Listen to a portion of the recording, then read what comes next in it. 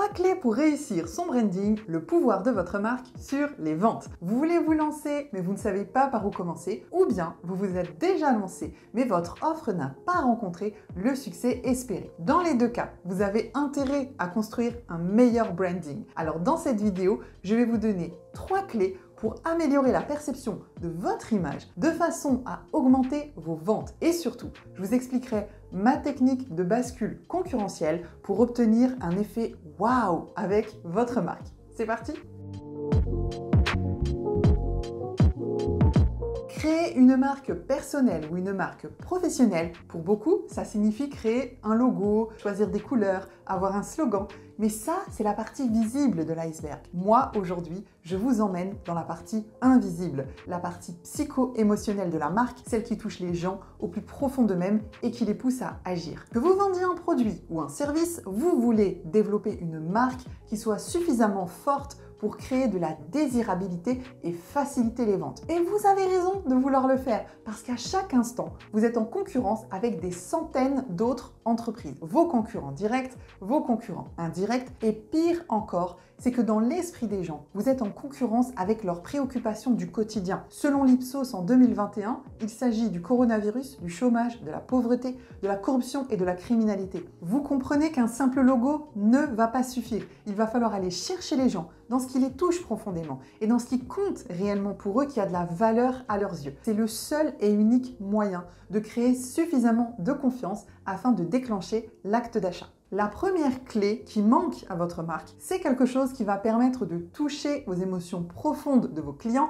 c'est votre why, votre pourquoi. Si vous êtes dans le business depuis un petit moment, vous avez dû remarquer que les gens fonctionnent plus à l'émotionnel, même s'ils ne le reconnaissent pas toujours. Ils vont vous dire moi, je fais des choix qui sont basés sur des éléments rationnels, comme le prix, les fonctionnalités, les avis clients, etc.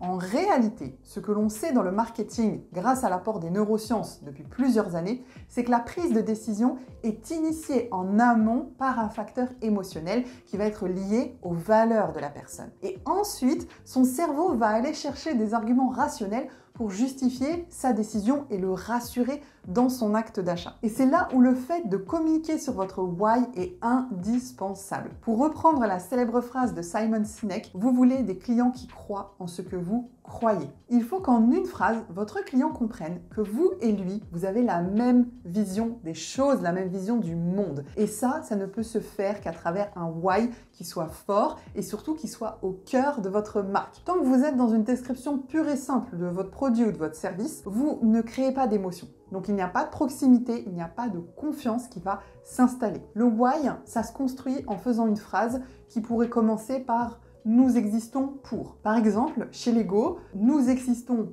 pour inspirer et développer les constructeurs de demain. Chez Decathlon, nous existons pour le sport partout et pour tous. Ikea, nous existons pour créer une meilleure vie quotidienne pour le plus grand nombre. Si vous n'avez pas encore trouvé votre why et que vous voulez convaincre vos clients avec une stratégie de branding, ça ne va pas être simple. Mais j'ai une technique imparable pour vous et avant de vous la donner, laissez un petit pouce bleu pour me dire si vous trouvez cette vidéo utile. Le deuxième élément qui manque à votre marque, c'est votre avantage concurrentiel.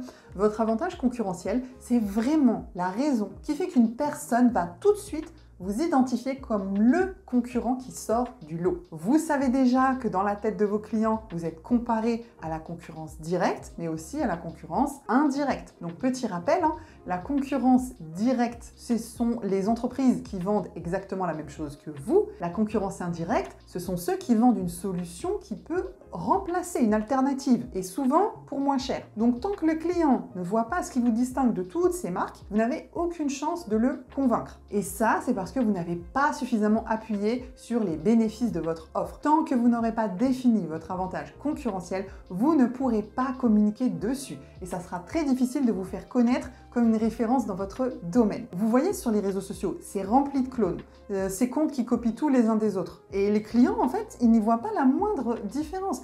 Il se peut même que des concurrents bénéficient de vos efforts de communication. Quand je dirigeais pour Wiz, on a eu beaucoup de concurrents de ce type. Alors j'ai utilisé ma technique de la bascule concurrentielle. J'ai regroupé tous mes concurrents sous leurs points communs et j'ai mis en face ce en quoi nous, on était uniques. Ce qui a donné une formation financée, tout le monde peut te la proposer, Mais t'offrir l'accompagnement personnalisé, il n'y a que Powiz qui le fait. Et boum, en une phrase, l'offre elle est devenue irrésistible. À chaque fois qu'une personne demandait mais pourquoi venir chez vous et pas chez un concurrent, allez hop, un petit tour de bascule concurrentiel.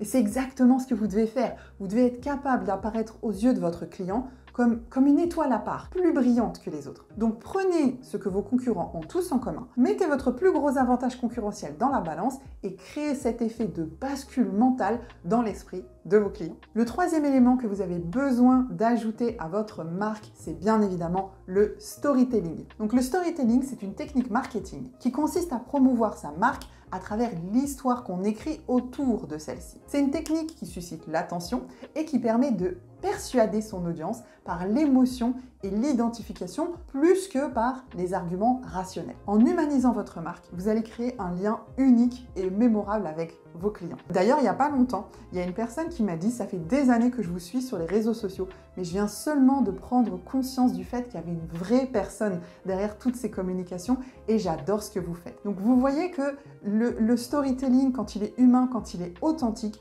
il va énormément accélérer le développement de vos ventes. Une étude américaine révèle que 92% des utilisateurs préfèrent que les marques fassent des publicités qui ressemblent à des histoires. Et comme on vit à une époque où les gens sont en quête d'authenticité, de transparence, le fait de mettre en place un storytelling émouvant et sincère va les séduire beaucoup plus vite. Un bon exemple de storytelling pour un produit, c'est celui de la marque Respire, dont la fondatrice raconte comment son combat contre une tumeur lui a inspiré de créer un nouveau type de déodorant. Il y a un an, on me découvrait une tumeur bénigne à la poitrine. Je me suis alors mise à regarder de plus près ce que j'appliquais sur ma peau. Je ne trouvais pas de déodorant sain pour le corps, efficace et respectueux de l'environnement, alors j'ai décidé de le créer. Grâce à vous, Respire est né. Notre déodorant est naturel, fait en France, vegan et recyclable. Un autre exemple utilisé cette fois pour du personal branding, c'est celui d'Anthony Bourbon, le fondateur de Feed, que vous avez sûrement vu à la télé dans Qui veut devenir mon associé. À force de raconter son histoire, aujourd'hui, il est connu comme la personne qui était un ancien SDF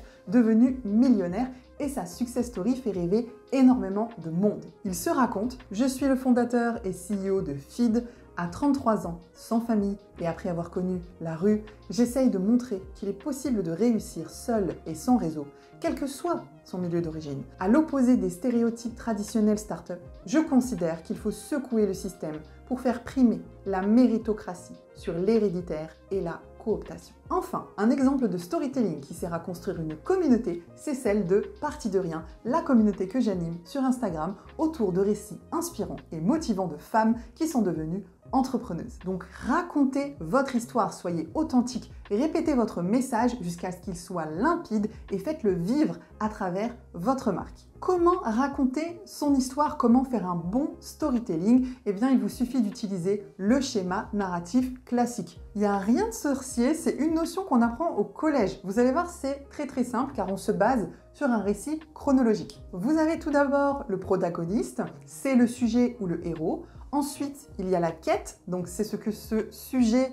cherche à accomplir. Puis il y a l'élément perturbateur, donc c'est l'obstacle qui vient empêcher notre héros d'accomplir son destin, son objectif. Les péripéties, c'est les étapes qui vont suivre en fait pour résoudre le problème, aider de forces alliées. Et la résolution, eh bien, c'est quand le sujet réussit à surmonter son obstacle.